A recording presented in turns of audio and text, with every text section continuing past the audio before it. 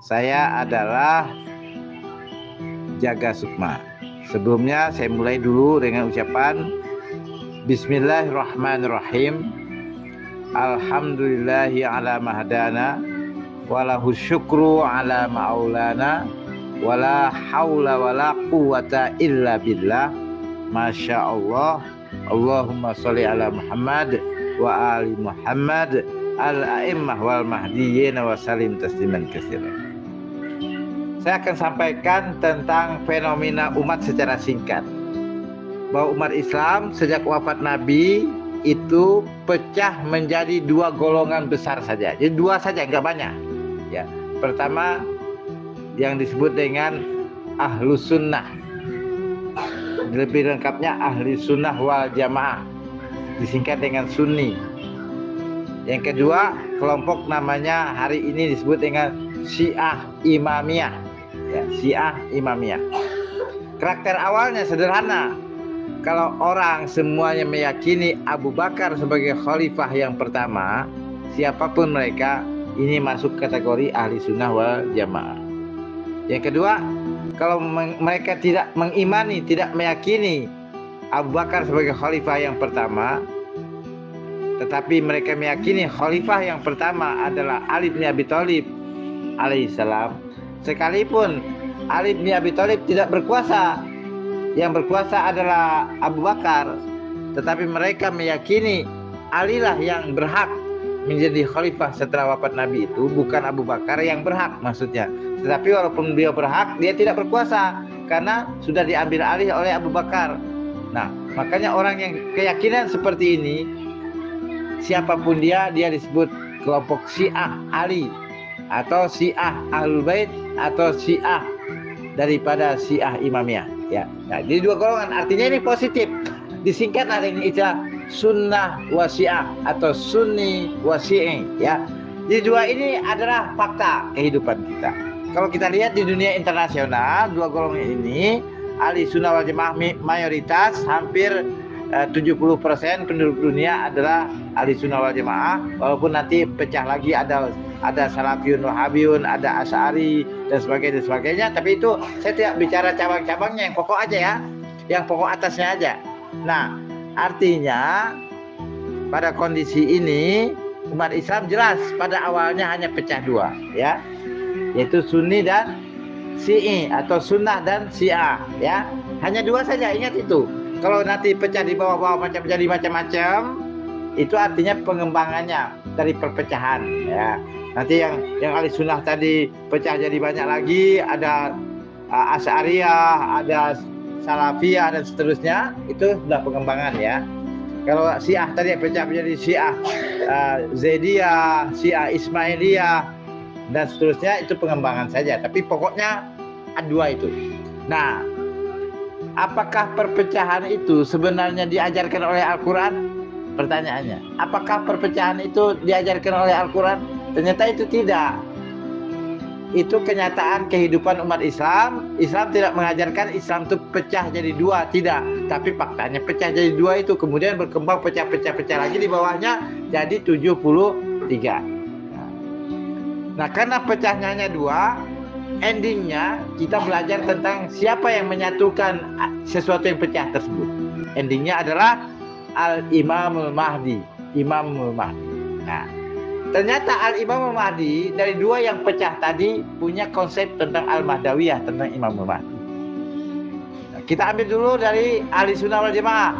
Al-Imamul Mahdi dari Ahli Sunnah wal Jamaah itu yulad fi akhir zaman, dia lahir di akhir zaman.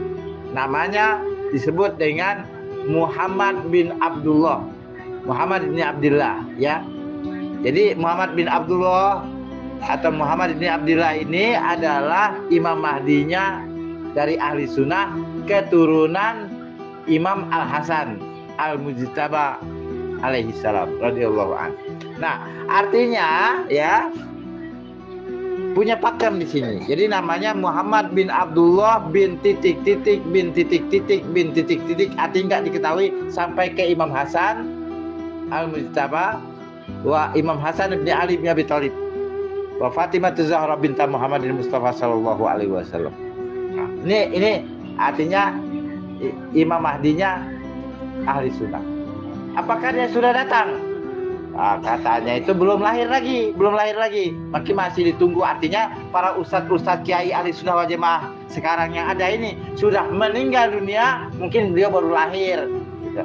Karena sekarang belum lahir lagi, masih ditunggu, belum datang juga.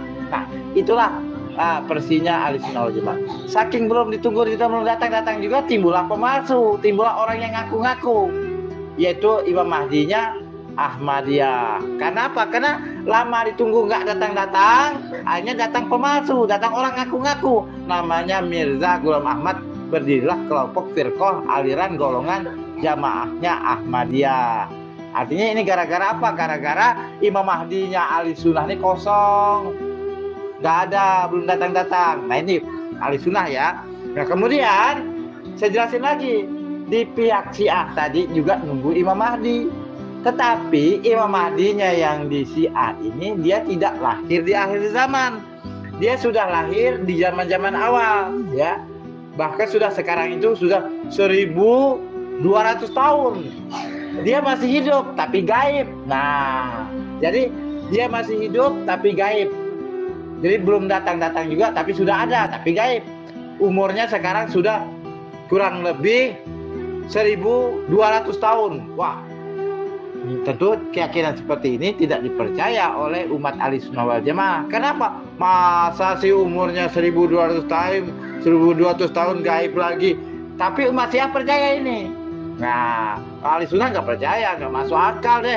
Orang umurnya 1200 tahun gaib masih ada kok. Nah, artinya ya terserah umat Syiah lah dalam hal ini ya.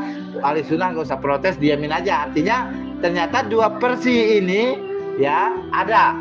Versi Imam Mahdi yang lahir di akhir zaman yang namanya Muhammad bin Abdullah bin bin Al-Hasan, yang kemudian yang gaib namanya adalah Muhammad ibnu Hasan bin Ali bin Muhammad bin Ali bin Musa bin Ja'far bin Muhammad bin Ali bin Al-Husain bin Ali bin Abi Thalib wa Fatimah Zahra bintan Muhammad bin Mustafa sallallahu alaihi wasallam.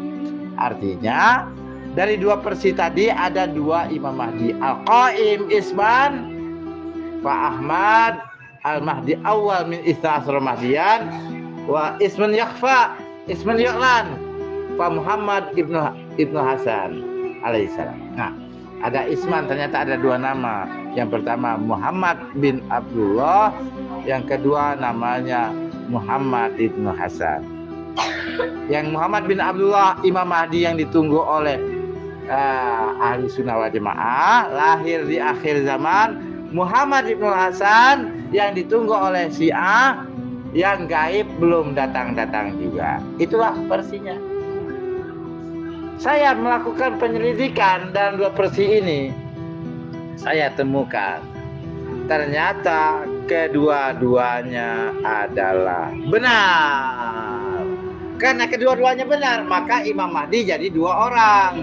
Imam Mahdinya ahli sunnah wal jamaah satu orang, dia lahir di akhir zaman. Imam Mahdinya Syiah satu orang, dia gaib kemudian muncul di akhir zaman. Artinya ada dua Imam Mahdi. Kalau digabungin loh antara ahli sunnah dengan Syiah ini, Al-Qaim Isman, Al-Qaim ada dua nama, Isman Yakhfa nama yang tersembunyi, Isman Yu'lan dan nama yang terkenal. Ya, nah begitu. Yang tersembunyi ini sebenarnya yang punya ahli sunnah ini, namanya Muhammad bin Abdullah. Sebenarnya itu yuwatiu. Yuwatiu itu artinya menyamai, bukan yusawiu. Kalau yusawiu itu artinya sama dengan. Makanya yuwatiu, menyamai Muhammad itu adalah Ahmad.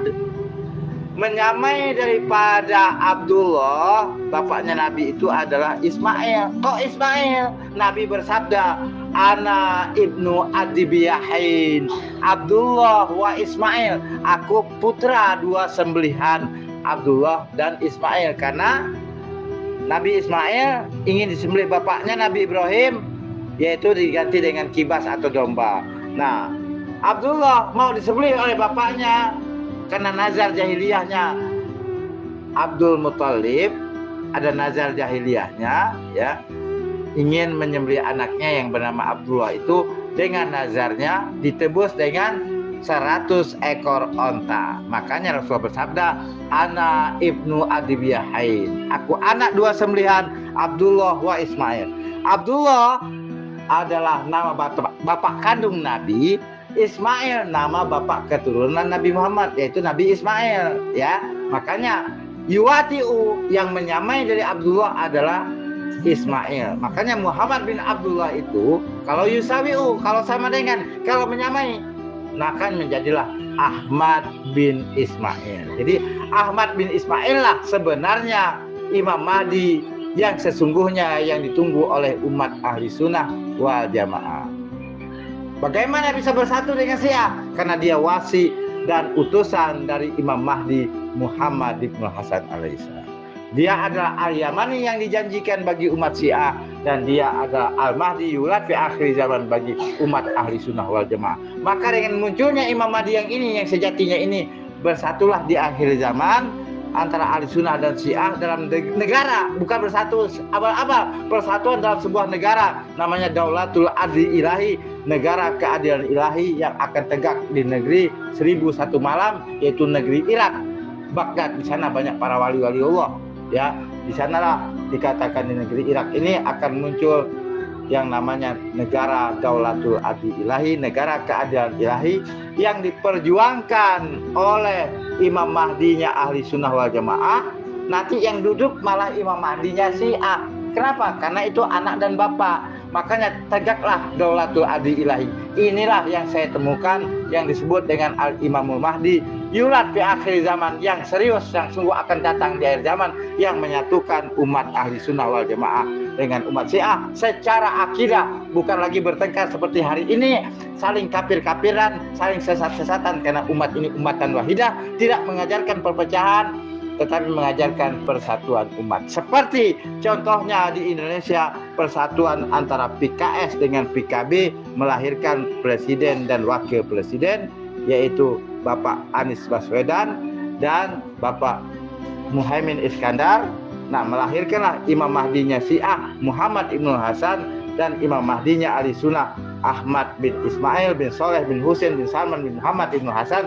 Tegaklah namanya Presiden Republik Indonesia, Bapak namanya Anies Baswedan, kalau menang 2024 nanti, ya. Begitulah. Nanti di Irak sana akan datanglah namanya Daulatul Adli Ilahi, negara keadilan ilahi, yang akan dipimpin oleh Imam Mahdi Muhammad bin Hasan, dan dilanjutkan oleh wasi dan utusannya Imam Ahmad al-Hasan al-Yamani al-Ma'ud, wasi wa rasul Imam Mahdi Muhammad bin Hasan, yaitu Imam Ahmad bin Ismail bin Soleh bin Husain bin Salman bin Muhammad bin Hasan. Inilah realitas politik ke depan yang disebut Imam Mahdi. Jangan percaya. Sebelum ini, ucapan saya, sebelum tegaknya negaranya Imam Mahdi Daulatul Adli Ilahi, yang oleh Hizbut Tahrir disebut negara khilafah summa takunu khilafatan alamin haji nubuwah. Itu kata HTI. Maksudnya sebenarnya negaranya Imam Mahdi Daulatul Adli Ilahi Al-Mahdawiyah yang akan tegak di Irak, bukan di Indonesia. Jadi jangan takut dengan khilafah, karena khilafah mustahil tegak di Indonesia. Dia akan tegak di negara 1001 malam, yaitu di Irak. Demikian penjelasan dari saya, semoga bisa dipahami. Mohon didokumentasi penjelasan saya dari Ansarul Imamul Mahdi Muhammad bin Hasan alaihissalam, yaitu saya bernama Al-Fakir Jaga Sukma, Da'i Medsos, ya. Wassallallahu ala Muhammadin wa ali Muhammad alaihim wal mahdin wa salim tasliman katsira walhamdulillahi rabbil alamin.